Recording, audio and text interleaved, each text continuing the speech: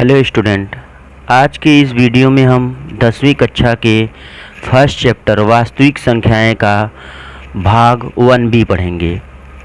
First question है हमारा, निम्नलिखित संख्याओं को अभाज्य गुणनखंडों के गुणनफल के रूप में व्यक्त कीजिए। हमको बस इसका गुणनखंड करना है। देखिए फर्स्ट क्वेश्चन है हमारा 140, तो 140 का हमको गुणनखंड करना है। देखिए 140 का गुणनखंड 2 का भाग देंगे 140 में तो 70 आएगा, फिर 2 का भाग हम 70 में देंगे तो आएगा 35। अब देखिए ये 2 से डिवाइड नहीं होगा, अब ये 5 से डिवाइड होगा, तो 5 से भाग देंगे 35 में तो 7 बार जाएगा, और 7 का भाग हम 7 में देंगे तो 1 बार आएगा। तो हम 140 का गुणनखंड लिख लेते हैं, 2 गुणे 2 गुणे 5 गुणे 7। अब देखिए यहाँ पे 2 बार आया है, अब इसको हम क्या लिख सकते हैं, 2 के घाते 2। जितनी जो संख्याएं जितनी बार आती है उसको हम उसकी घात लगा देते हैं, इंटू 5 इंटू 7 हो गया। यही हमारा क्या है, गुणनखंड है। सेकेंड क्वेश्चन है हमारा 156। अब 156 का हमको गुणनखंड करना है, तो 2 का भाग देंगे 15 में तो 7 बार जाएगा, 2 सत्ते 14, 1 शेष बचेगा 16 हो जाएगा, 2 अट्ठे 16। फिर 2 का भाग देंगे 78 में हम, अब 2 का भाग 78 में देंगे, 2 3 या 6, 2 अट्ठे 2 9 18 सॉरी 2 9 18। फिर हम 3 का भाग देंगे, 3 एकम 3 3 तिरिक के 9। फिर 13 का भाग 13 में देंगे, 13 एकम 13। तो इसका गुणनखंड क्या हो गया हमारा 156 का, 2 गुणे 3 गुणे 2 बच गया है, 2 गुणे 13। यहाँ आप देख रहे हैं 2 बार आया, तो 2 के घाते 2 इंटू 3 इंटू 13। थर्ड हमारा है 3825। 3825 में देखिए 2 से डिवाइड नहीं होगा, क्योंकि इकाई हमारा सम नहीं है। सम इकाई अगर सम हो या 0 रहता है तभी 2 से डिवाइड होता है। 3 से विभाजिता का नियम कहता है, 3 से कटने का नियम। तो सभी अंकों को हम जोड़ लेते हैं, 5 2 7, 7 8 15, 15 में 3 जोड़ेंगे 18, अभी मतलब ये 3 से कट जाएगा। 3 एकम 3, 3 दूनी 6, 3 सत्ते 21 और 3 पचे 15। फिर ये 3 से डिवाइड होगा, 3 चौका 12, 3 दूनी 6, 3 पचे 15। अब ये 3 से डिवाइड नहीं होगा, 4 2 6, 6 5 11। अब ये 3 से डिवाइड नहीं होगा, अब 5 से डिवाइड होगा, 5 अट्ठे 40 और 5 पचे 25। फिर ये 5 से डिवाइड होगा, 5 एकम 5, अच्छा 3 होगा 35 हो जाएगा, 5 सत्ते 35। अब ये 17 का भाग हम 17 में देंगे तो 1 बार जाएगा। तो इसका गुणनखंड क्या हो गया, 3825 का गुणनखंड हमारा होगा 3 गुणे 3 गुणे 5 गुणे 5 गुणे 17। देखते हैं 3 हमारा 2 बार आया तो 3 के घाते 2, 5 हमारा 2 बार आया तो 5 के घाते 2 इंटू 17 17। अब हमारा फोर्थ है, फोर्थ हमारा है 5005। अब 5005 का हम गुणनखंड करेंगे तो इसमें 5 का भाग जाएगा, 5 का भाग 5 में देंगे 1, 0 है 0 उतार देंगे, 5 का भाग 5 में देंगे फिर 1। अब फिर हम 7 का भाग इसमें देंगे, 7 का भाग इसमें देंगे तो जाएगा 7 एकम 7, 3 बचेगा और 0 उतरेगा। 7 का भाग 10 में देंगे, 7 एकम 7, 3 बचेगा 0 उतरेगा, तो 3 0 30 हो गया, 7 चौक 28, 2 बचेगा 1 21 हो जाएगा, 3 सत्ते 7 त्रिक 21। फिर होगा अब 143 हमारा है, अब 143 11 का भाग इसमें जाएगा, 11 कम 11, 11 तियाँ 33। फिर हम 13 का भाग देंगे, 13 कम 13, तो 5005 का गुणनखंड हमारा हो गया 5 गुणे 7 गुणे 11 गुणे 13। लास्ट हमारा है पांचवा, देख लीजिए। लास्ट हमारा पांचवा देखिए है 7429। अब इसका हम गुणनखंड करेंगे तो यह 17 से कटेगा, तो 17 चौका 68, 17 चौका 68, 6 बचेगा, 6 2 उतरेगा 62 हो जाएगा। अब फिर यह जाएगा 17 तिया 51, तो 11 बचेगा, ये 9 उतरेगा 119 हो जाएगा। तो 17 सत्ते 119। अब यह जाएगा 19 से, 19 के 19, 19 दूना 38, तो 13 में से 8 गया 5 और 7 57 हो जाएगा, 19 तिया 57।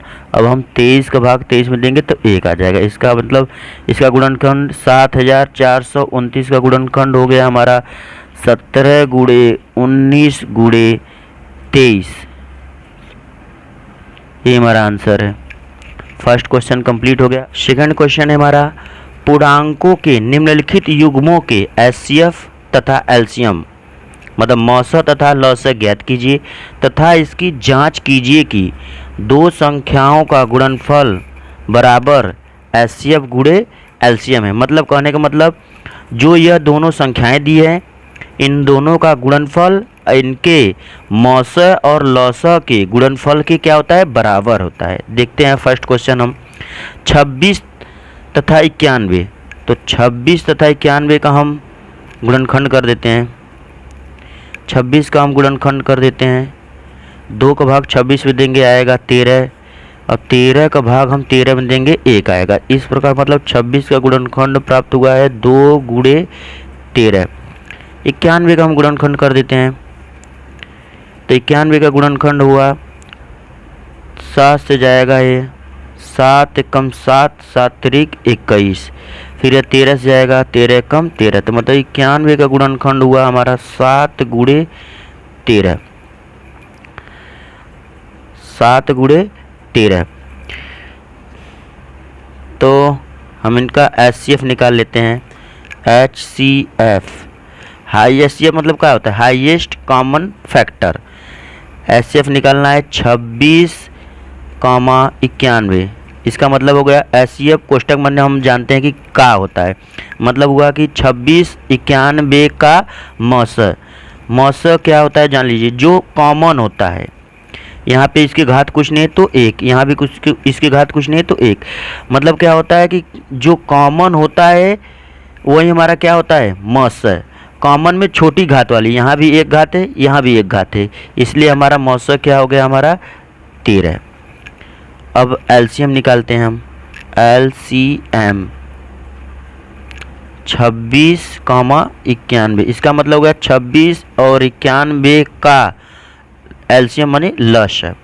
लसा जब हम काम लेते हैं तो जो कॉमन होता है उसको एक बार लेते हैं, जो कॉमन नहीं होता है संख्या उसको हम उतार लेते हैं। जैसे यहाँ पे 2 कॉमन नहीं है तो उतार लिए, 7 कॉमन नहीं था उतार लिए, और 13 दोनों में कॉमन है इसलिए 13 को एक बार लिखेंगे बस। तो इस प्रकार प्राप्त 2 का गुणा हम 7 में करेंगे आएगा 14 गुणे 13। 14 का गुणा हम 13 में करेंगे तो आएगा 182 182। अब देखिए हमको एचसीएफ भी ज्ञात हो गया है, एलसीएम भी ज्ञात हो गया है। अब क्वेश्चन में क्या बोला है, तथा इसकी जांच कीजिए कि, अब हमको जांच करना है। जांच कीजिए कि दो संख्याओं का गुणनफल इनके मौसा और लौसा के बराबर होता है। तो हमको जांच करना है, तो हम जांच करते हैं। आप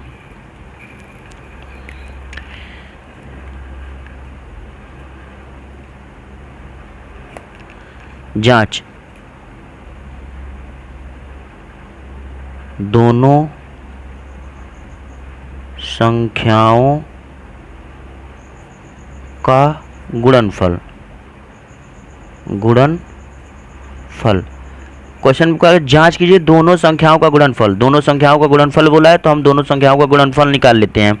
देखिए दोनों संख्याओं का गुणनफल बोला है हमारा, दोनों संख्याएं कितनी हमारी है 26 और 91, मतलब हम 26 और 91 का हम गुणा करेंगे तो हमारा आएगा 2366। 26 और 91 का गुणा करेंगे तो हमारा आएगा 2366। अब हम इनके HCF गुणनफल ज्ञात हो गया। अब हम के मौसा और लौसा का गुणनफल करेंगे। HCF इंटू LCM निकालते हैं।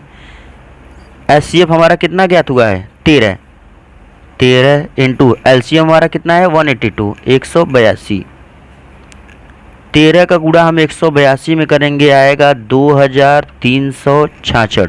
देख रहे हैं गुणनफल भी हमारा 2366 है और HCF और LCM मतलब मौसा और लौसा का गुणनफल भी हमारा क्या है 2366। ये हमको बराबर करना था। देखिए जांच कीजिए कि दोनों संख्याओं का गुणनफल और मौसा और लौसा का गुणनफल आपस में बराबर होना चाहिए।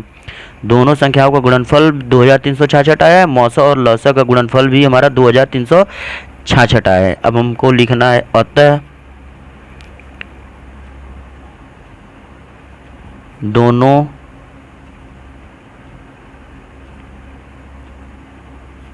संख्याओं का गुणनफल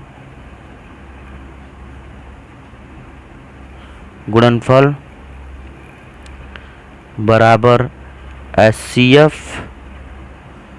इंटू LCM हमको प्राप्त हो गया है। ये हमारा आंसर है, प्रूव हो गया है। अब देखिए इसका सेकेंड पार्ट और थर्ड पार्ट इसी प्रकार से होगा। दोनों का मौसा ज्ञात करेंगे और इन्हीं दोनों का लौसा भी ज्ञात करेंगे। इसी प्रकार मौसा और लौसा ज्ञात हो जाएगा। मौसा और लौसा ज्ञात करेंगे और इन्हीं दोनों संख्याओं का गुणनफल ज्ञात कर लेंगे। गुणनफल हो गया, मौसा और लौसा का गुणनफल इन दोनों के क्या होगा बराबर होगा। यही प्रूफ करना है हमको। इसी प्रकार आप लोग सेकेंड पार्ट और थर्ड पार्ट कर लीजिएगा। अब हम नेक्स्ट क्वेश्चन बताते हैं, क्वेश्चन नंबर 3। थर्ड क्वेश्चन है हमारा, अभाज्य गुणनखंड विधि द्वारा निम्नलिखित पूर्णांकों के HCF और LCM ज्ञात कीजिए। फर्स्ट क्वेश्चन है इसमें 12, 15 तथा 21। दूसरा क्वेश्चन है 17, 23 तथा 29 और तीसरा क्वेश्चन है हमारा 8, 9 और 25। हम फर्स्ट क्वेश्चन करते हैं 12, 15 तथा 21। 12, 15 तथा 21 तो हम 12 का गुणनखंड कर लेते हैं। 12 का गुणनखंड क्या होगा, 2 का भाग 12 में देंगे 6, फिर 2 का भाग 6 में देंगे 3, फिर 3 का भाग 3 में देंगे 1।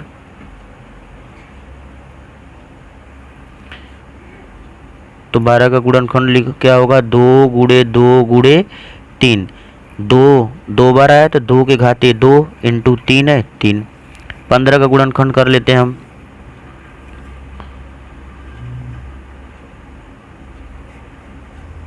3 का भाग 15 में देंगे 5 बार जाएगा, फिर 5 का भाग 5 में देंगे 1 जाएगा। मतलब 15 का गुणनखंड 3 गुणे 5 और 21 का गुणनखंड हमारा होगा 3 का भाग 21 में देंगे 7, फिर 7 का भाग 7 में देंगे 1। मतलब 21 को क्या लिख सकते हैं 3 गुणे 7। हमारा ये इसका हम गुणनखंड कर दिए हैं। अब हमको HCF तथा LCM निकालना है। HCF इसके पहले वाले क्वेश्चन में हम आप लोग को बताए थे मौसा। HCF मीन्स क्या होता है मौसा। मौसा क्या होता है जो तीनों में कॉमन हो और छोटी घात वाली। यहाँ पे तीनों में क्या कॉमन है हमारा, यहाँ भी 3 है, यहाँ भी 3 है, यहाँ भी 3 है, लेकिन इसमें 2 है, इसमें 2 नहीं है, इसमें भी 2 नहीं है। क्यों एक में 2 नहीं रहेगा तो वो कॉमन ही नहीं होगा। यहाँ पे 3 है, यहाँ भी 3 है, यहाँ भी 3 है और तीनों में घात क्या है हमारा 1। तो ये हमारा क्या हो गया मौसा। ऐसे हमारा 3 की घाते 1 मतलब 3 की घाते 1 का मतलब क्या हो गया 3। अब हम LCM ज्ञात करते हैं। LCM अगर हम मौसा का के बारे में पढ़ेंगे, इसके बारे में बता देते हैं इसका थ्योरी क्या होता है, मौसा कैसे ज्ञात होता है। अभाज्य गुणनखंड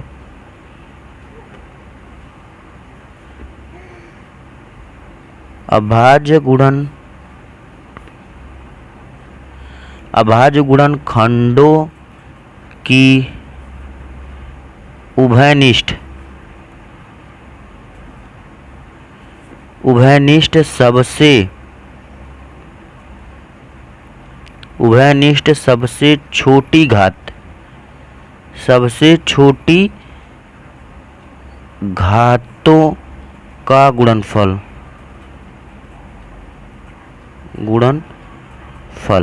सबसे छोटी अभाज्य गुणनखंडों, जो अभाज्य गुणनखंड किए हैं उभयनिष्ठ, उभयनिष्ठ मतलब कॉमन, कॉमन हमारा क्या है 3 है, यहाँ भी 3 है, यहाँ भी 3, तीनों के अभाज्य गुणनखंड में केवल 3 ही कॉमन है। सबसे छोटी घात, इन तीनों में घात केवल एक, यहाँ भी एक था, यहाँ भी एक, यहाँ भी एक था। अगर बाई चांस यहाँ पे घात 2 होता, यहाँ पे 3 होता, तो सबसे यहाँ अब देखिए यहाँ अगर बाई चांस घात अगर 2 होता, अगर यहाँ 3 होता, तो सबसे छोटा घात क्या है हमारा 1, तो यही हमारा मौसा होता है। मौसा क्या होता है? अभाज्य गुणनखंडों के उभयनिष्ठ सबसे छोटी घातों का गुणनफल, सबसे छोटा घात है वही। अगर यहाँ पे 2 है, अगर यहाँ भी 2 होता, अगर बाई चांस यहाँ पे अगर 2 के घाते 3 होता, यहाँ पे 2 के घाते 4 होता, तो यहाँ पे 2 के घाते 2 है, यहाँ पे 2 के घाते 3 है, यहाँ पे 2 के घाते 4 है, तो सबसे छोटा घात क्या हमारा 2 के घाते 2, तो यहाँ पे हम गुणे लिखकर 2 के घाते 2 लिख देते। आप लोग को समझ में आ गया होगा। अब देखते हैं इसका एलसीएम हम ज्ञात करते हैं। एलसीएम देखिए क्या ज्ञात करना है, एलसीएम किसका निकालना है 12 का, 15 का तथा 21 का, 12, 15, 21 का एलसीएम। देखिए यहाँ पे सबसे छोटी घातों का गुणनफल, तो वहाँ पे एलसीएम में क्या होगा सबसे बड़ी घातों का गुणनफल क्या होगा अभाज्य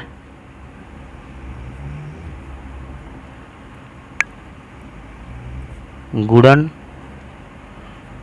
इसमें उभयनिष्ठ नहीं होगा, अभाज्य गुणनखंडों की सबसे, यहाँ छोटी था यहाँ पे बड़ी हो जाएगा, बड़ी घातों का गुणनफल,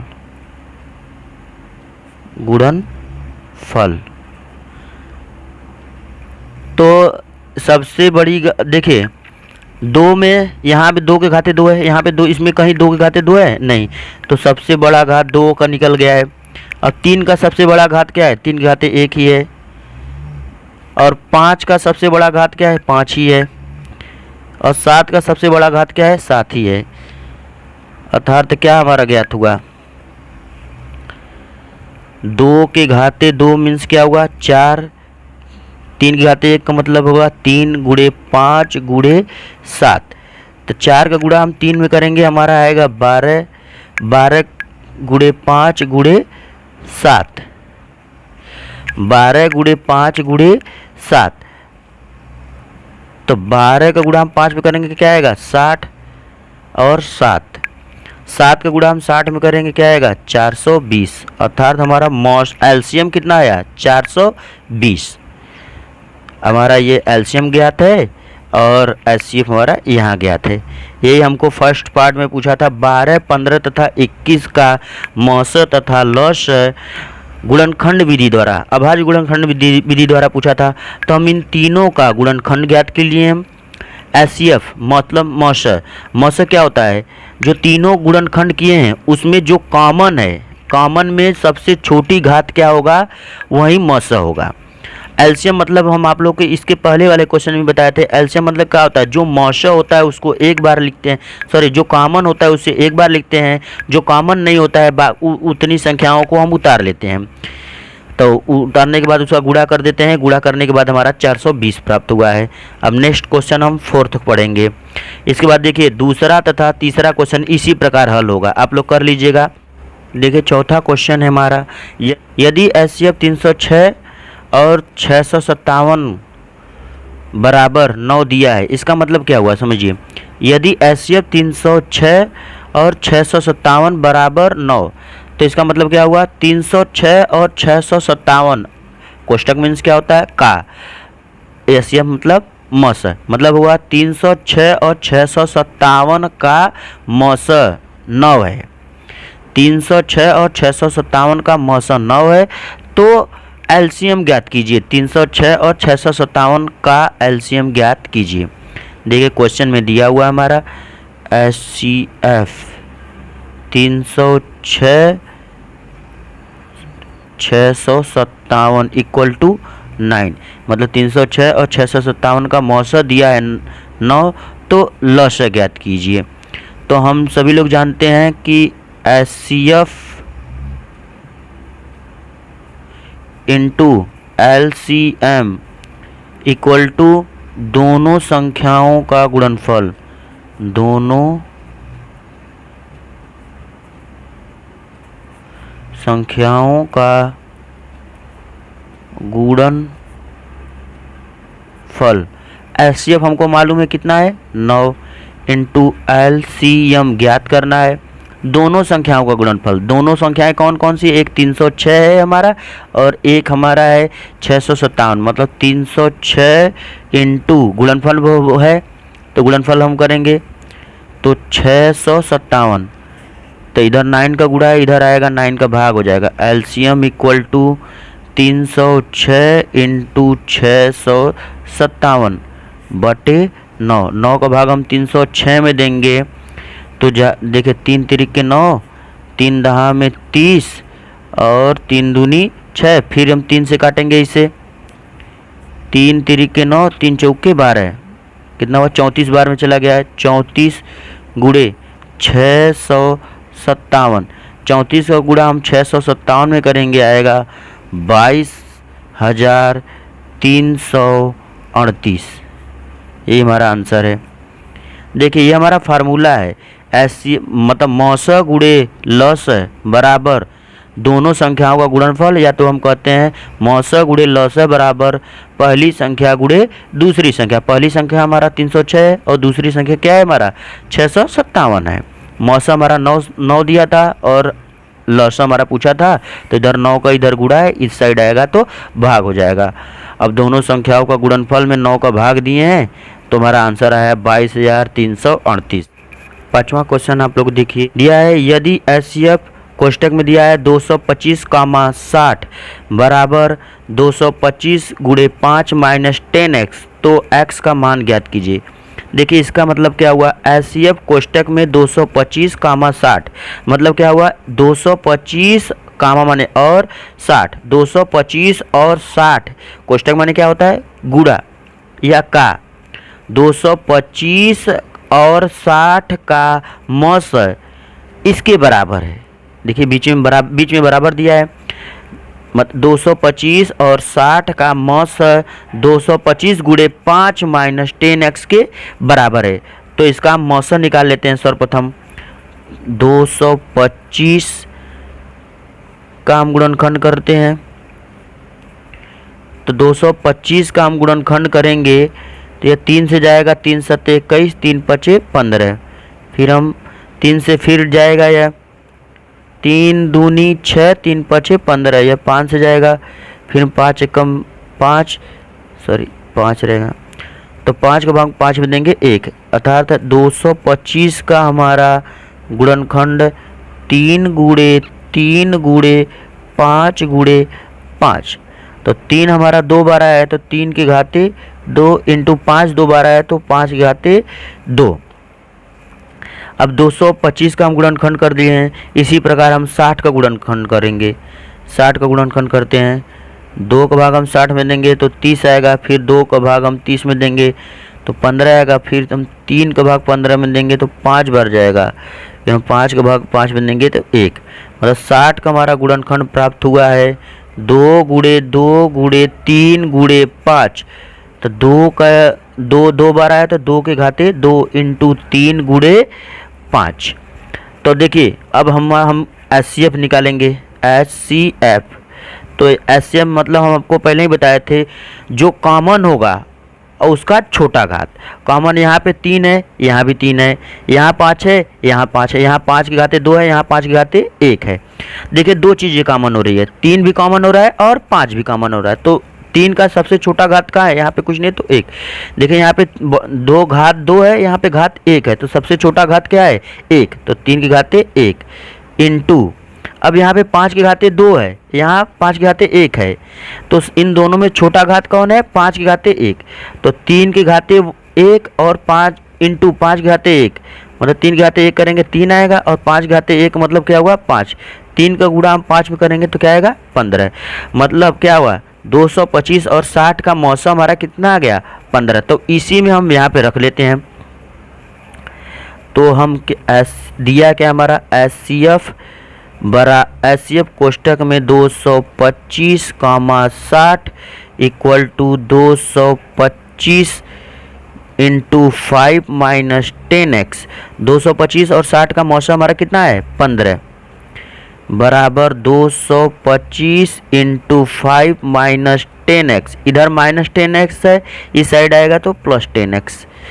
अब 225 गुणे 5, इधर प्लस 15 है, इधर आएगा माइनस 15।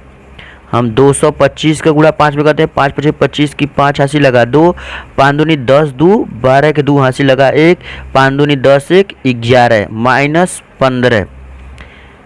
इधर क्या है हमारा 10x। तो 5 में से 5 गया 0, 2 में से गया 1 और यह 11। मतलब 1125 में से 15 घटाएंगे 1110 आएगा। इधर देखिए 10 का गुणा इस साइड आएगा हमारा, 10 का भाग हो जाएगा 1110 बटे 10, 0 0 कट गया। अब 1 का भाग 111 में देंगे, हमारा 111 ही प्राप्त होगा। यक्स का मान हमारा ज्ञात हो गया है 111 है। यही हमारा आंसर है। देखिए 6वां क्वेश्चन है हमारा, यदि HCF 120 कॉमा 225 इक्वल टू 15 तो एलसीएम 120 कॉमा 225 ज्ञात कीजिए। मतलब दिया है HCF मतलब 120 और 225 का मौसा 15 दिया है, तो 120 और 225 का लस ज्ञात कीजिए। इन्हीं दोनों संख्याओं का मौसा दिया है और इन्हीं दोनों संख्याओं का लस आपको प्राप्त करना है।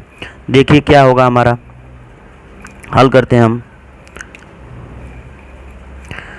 तो हम सभी लोग जानते हैं कि HCF इंटू LCM बराबर क्या होता है, दोनों संख्याओं का गुणनफल। दोनों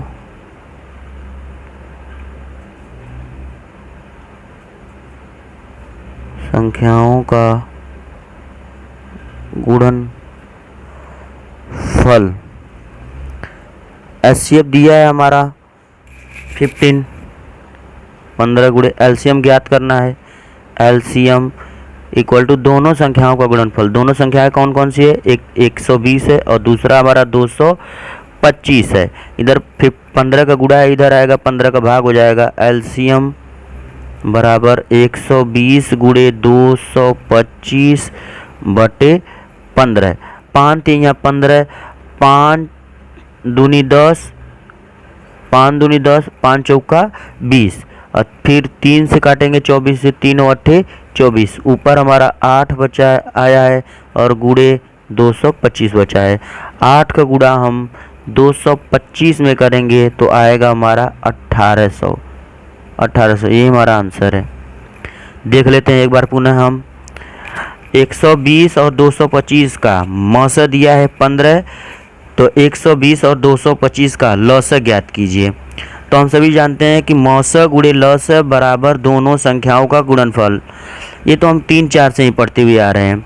तो मौसा का मान कितना दिया है 15 और लौसा का मान आपको पूछ रहा है और दोनों संख्याओं का गुणनफल 120 गुणे दूसरी संख्या हमारी है 225। अब 15 का इधर गुणा है, 15 का भाग हो जाएगा इधर, तो 5 से काटेंगे, 5 3 या 15। अब 5 से 120 को काटेंगे, 5 दूनी 10, 5 चौका 20, 24 बार में गया। फिर 3 का भाग हम 24 देंगे, 8 बार जाएगा। अब 8 उतार देंगे, इंटू कितना है 225। अब 8 का गुणा 225 में करेंगे तो हमारा आएगा आंसर 1800। तो क्वेश्चन, नीचे दी गई आकृति में यक्स तथा वाई का मान ज्ञात कीजिए। देखिए ट्री टाइप का क्वेश्चन है, इसे हम बहुत आसानी से सॉल्व कर लेंगे। यहाँ पे देखिए y का गुणनखंड दिया है x और 4। y का गुणनखंड कितना दिया है, x और x 1 है और 1 हमारा कितना है 4 है। और x का गुणनखंड हमारा दिया है 3 है और 7। जो नीचे दिया होता है उसका ऊपर वाले का गुणनखंड होता है। जो नीचे वैल्यू होती है वो ऊपर वाले का गुणनखंड होता है। तो यक्स का गुणनखंड कितना है 3 और 7, मतलब 3 गुणे 7, 3 का गुणा हम 7 में करेंगे तो 21 आ जाएगा। यक्स का मान हमको 21 प्राप्त हो गया। यक्स का वैल्यू हमको 21 प्राप्त हो गई है। अब यक्स का मान इसमें हम रख देंगे तो 21 गुणे 4, 21 का हम गुणा 4 में कर 4 एकम 4 और 4 दूना 8। y की वैल्यू प्राप्त हुई है 84।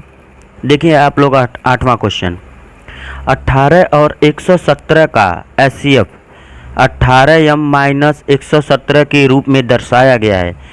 तो यम का मान ज्ञात कीजिए, साथ ही 18 और 117 का एलसीएम भी ज्ञात कीजिए।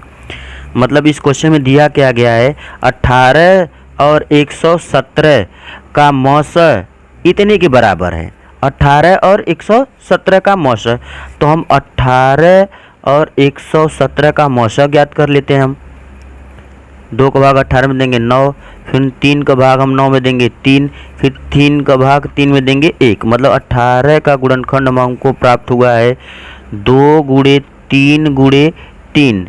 इसको हम 2 गुणे 3 की घाते 2 लिख सकते हैं। अब 117 का हम गुणनखंड कर लेते हैं 117।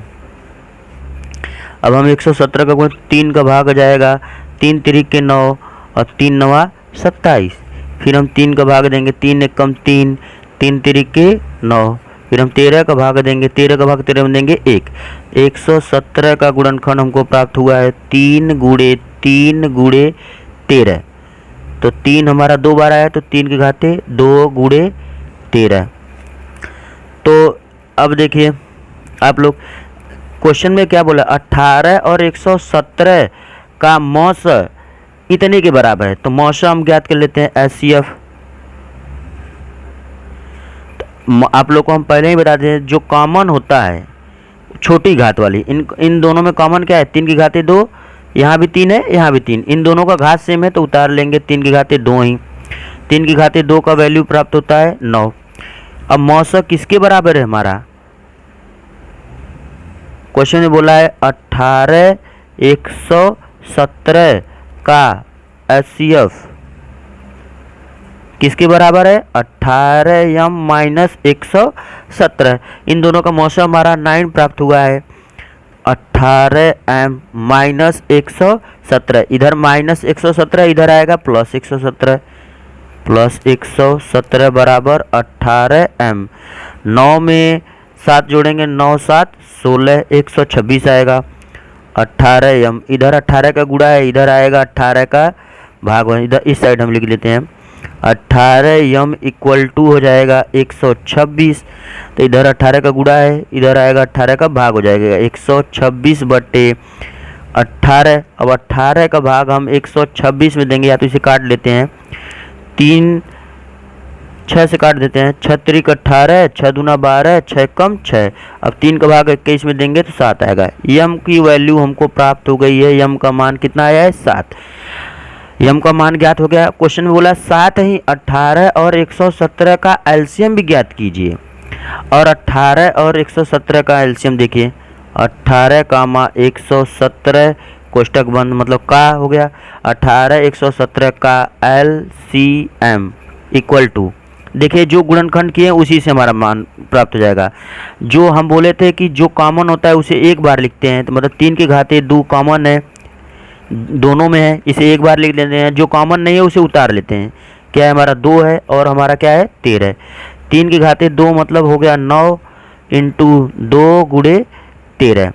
9 को हम गुणा हम 2 में करेंगे 18, 18 गुणे 13। 18 का हम गुणा 13 में करेंगे तब आएगा हमारा 234। 18 और 117 का हमारा लॉसा कितना आया है 234। यही हमारा आंसर। देखिए 9वां क्वेश्चन कह रहा है जांच कीजिए कि क्या किसी प्राकृत संख्या n के लिए संख्या 6 के घाते n 0 पर समाप्त हो सकती है। तो हम आपको ये पहले लिख चुके हैं।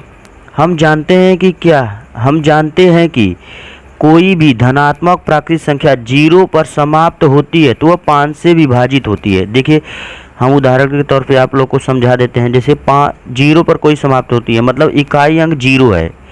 जैसे 50 हो तो यह 5 से डिवाइड हो जाएगा। अगर इकाई अंक जैसे कि ये 100 है तो इसका भी इकाई अंक 0 है तो यह भी 5 से डिवाइड हो जाएगा। जैसे इका ले लेते हैं, नेक्स्ट कोई एग्जांपल ले लेते हैं, जैसे हम आप लोग को 110 लेते हैं तो यह भी 5 से डिवाइड होगा। अगर इकाई अंक 0 होगा तो वह संख्या 5 से अवश्य ही विभाजित हो जाएगी।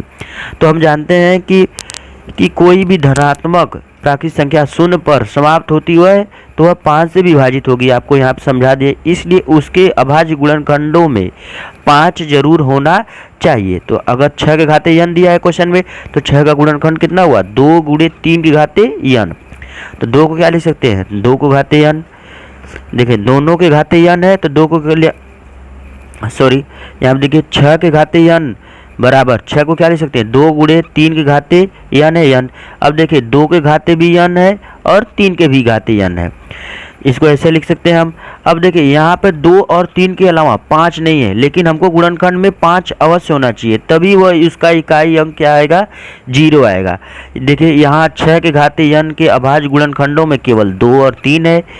आधारभूत प्रमेय के अनुसार यह गुणनखंड अद्वितीय है, मतलब इसका जब हम गुणनखंड करेंगे 6 का गुणनखंड तो केवल और केवल 2 और 3 आएगा और कोई भी संख्या आ ही नहीं सकती है। 6 के गुणनखंड में केवल 2 और 3 ही आएगा, 5 तो कभी नहीं आ सकता है। इसलिए देखिए 6 के घाते n के अभाज्य गुणनखंडों में संख्या 5 नहीं आ सकती है। अतः 6 के घाते n किसी भी प्राकृतिक संख्या n के लिए कभी भी शून्य पर समाप्त नहीं होगी। अगर इसके गुणनखंड में अगर 5 होता, 6 के गुणनखंड में मान लो कोई ऐसी संख्या है जिसके गुणनखंड में 5 होता है, जैसे हम 10 ले लेते हैं, 10 का हम गुणनखंड करेंगे क्या आएगा, 2 गुणे 5। तो इसके 2 गुणे 5 के घाते कोई भी संख्या है, n का मान कोई वैल्यू 1 या 2 या 3 कुछ भी रख लेते हैं, जैसे 3 रख लेते हैं, तो 5 का गुणा हम 2 में करेंगे 10, 10 के घाते 3, तो जब 10 के घाते 3 करेंगे तो क्या हमारा 1000 आएगा। देखिए इसका इकाई अंक हमारा 0 पर समाप्त हो रहा है। आप लोग को समझ में आ गया होगा। 10वां क्वेश्चन हम लोग देखते हैं। देखिए 10वां क्वेश्चन कह रहा है कि व्याख्या कीजिए कि 7 गुणे 11 गुणे 13 प्लस 13 और 7 गुणे 6 गुणे 5 गुणे 4 गुणे 3 गुणे 2 गुणे 1 प्लस 5 भाज्य संख्याएं हैं, क्यों। तो आप लोग को भाज्य संख्या मालूम है, भाज्य संख्या किसे कहते हैं, ऐसी संख्या जो एक और स्वयं के अलावा को छोड़कर किसी और संख्या से कट जाए। फिर से सुन लीजिए, भाज्य संख्या ऐसी संख्याएं होती हैं जो एक और स्वयं के को छोड़कर किसी और संख्या से विभाजित हो जाएं। यहाँ पे हम देखते हैं दिया है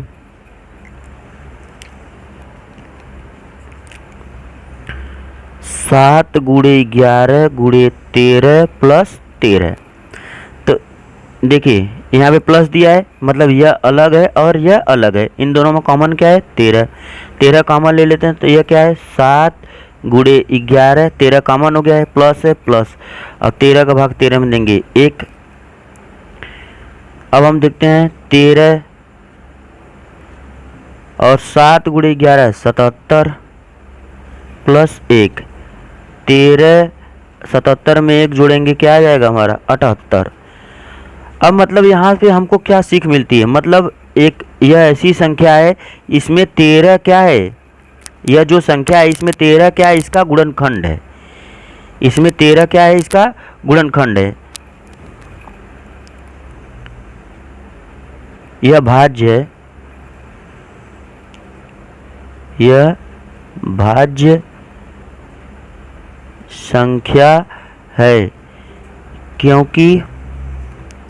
क्योंकि यहाँ 13 का गुणनखंड है, 13 का गुणनखंड है। कैसे मालूम चला 13 का गुणनखंड है, क्योंकि 13 का गुणा हुआ है किसी संख्या में, मतलब यह जो संख्या प्राप्त होगी वह 13 का क्या है, गुणनखंड है। 13 का गुणन मतलब आपको हम पहले ही बता दिए थे, एक और स्वयं को छुड़ाकर किसी और संख्या से कट जाए, मतलब वह संख्या जो है वह 13 से विभाजित हो जा रहा है, तो इसका मतलब वह संख्या भाज्य है। इसलिए दी गई संख्या 13 से भाज्य है। 13 का गुणनखंड, इसलिए 13 से भाज्य है। इसका सेकंड पार्ट हम लोग देखते हैं। 7 गुणे 6 गुणे 5 गुणे 4 गुणे 3 गुणे 2 गुणे 1 प्लस 5। तो यहाँ पे देखते हैं प्लस दिया है तो मतलब यह अलग है और यह अलग है, दो पार्ट में है।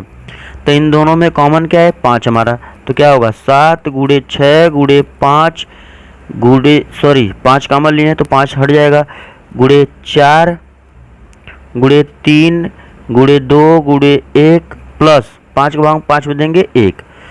तो यहाँ पे देखते हैं जो इसको हल करने पर जितनी भी जो संख्याएं आएंगी उसमें 5 का गुणा करेंगे, जो संख्या प्राप्त होगी वह 5 से क्या होगी? विभाजित होगी, क्योंकि 5 का गुणा करने पर भी वह संख्या प्राप्त हो रही है।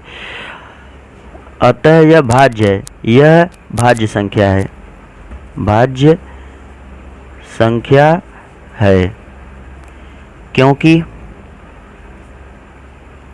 क्योंकि यहाँ 5 का गुणनखंड है, 5 का गुणनखंड है, इसलिए दी गई संख्या 5 से भाज्य है। आप लोगों को समझ में आ गया होगा।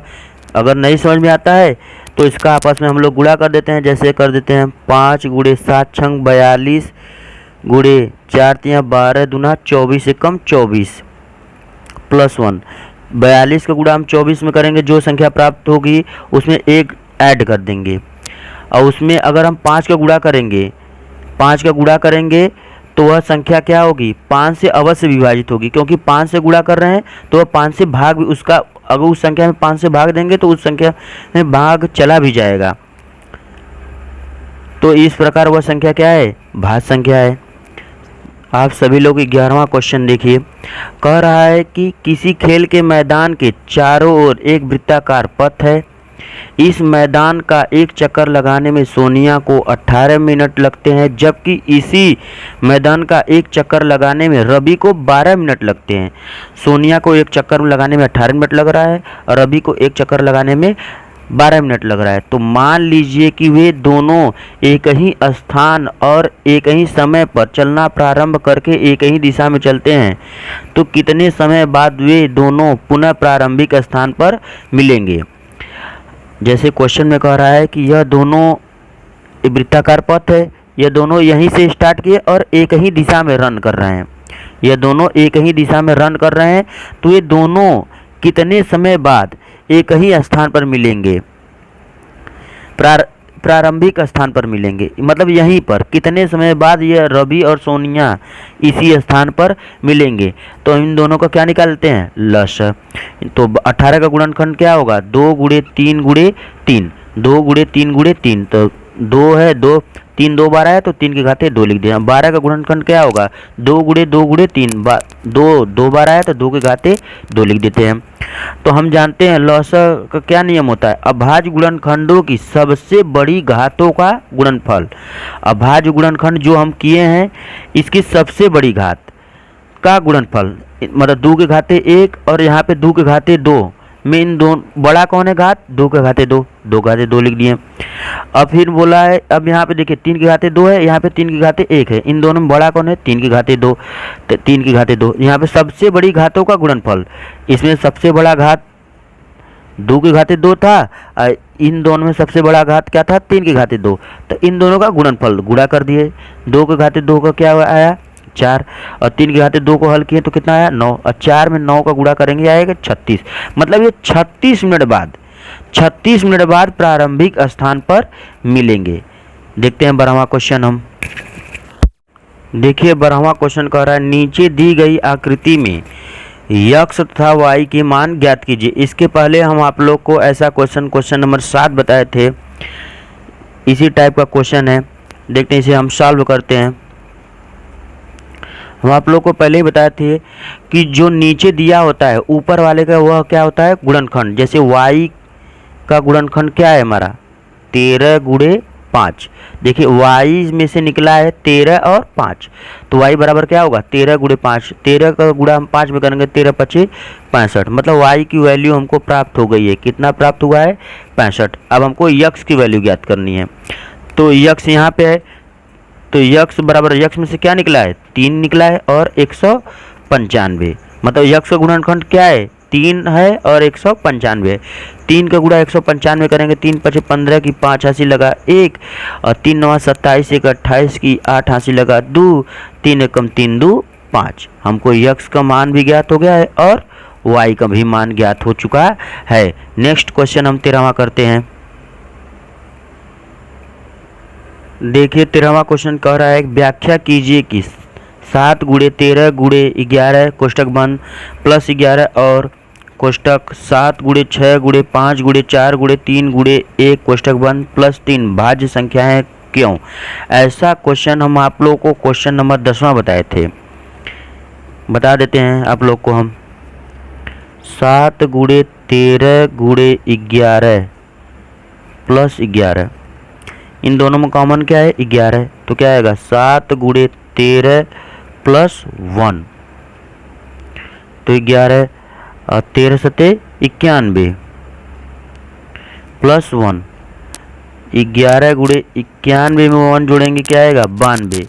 अब इन दोनों संख्याओं का जो गुणनफल होगा वह 11 से अवश्य ही विभाजित होगा, मतलब यह यहाँ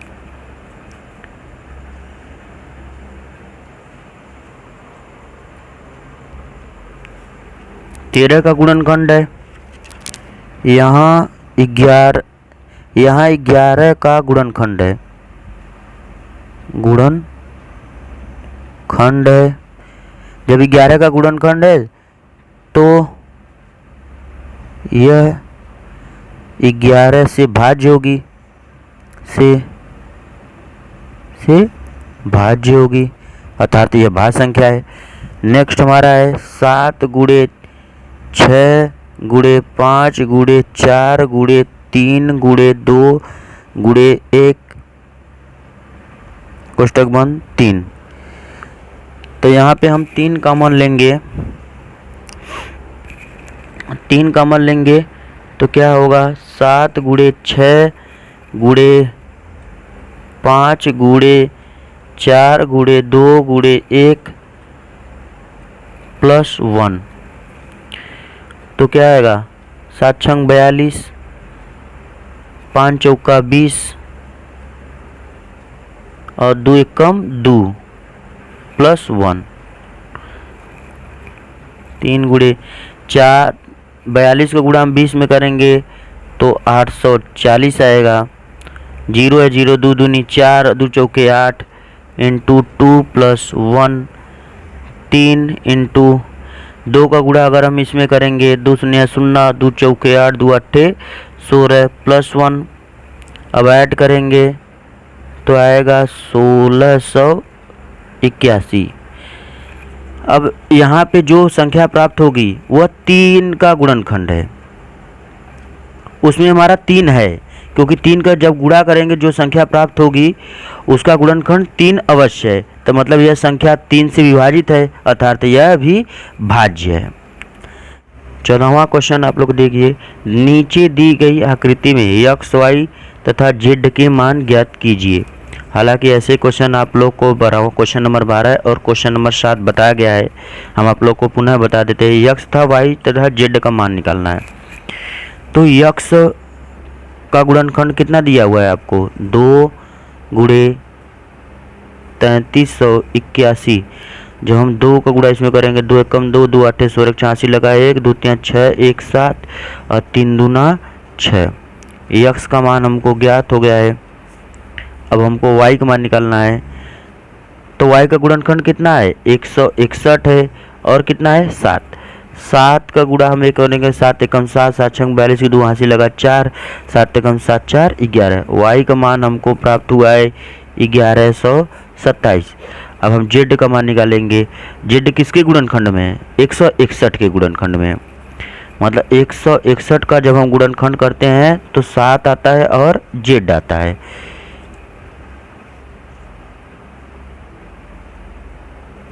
161 के गुणनखंड में 7 और जेड आता है, तो इधर 7 का गुणा इस साइड आएगा, 7 का भाग हो जाएगा। इधर जेड है, 7 का भाग हम 161 में देंगे, 7 दूना 14, 7 त्रिक 21, जेड का मान आया 23। इस प्रकार यक्स तथा वाई तथा जेड के मान प्राप्त हमको हो गए हैं। आज का क्लास यहीं समाप्त होता है। कल आपका क्लास चलेगा 1C।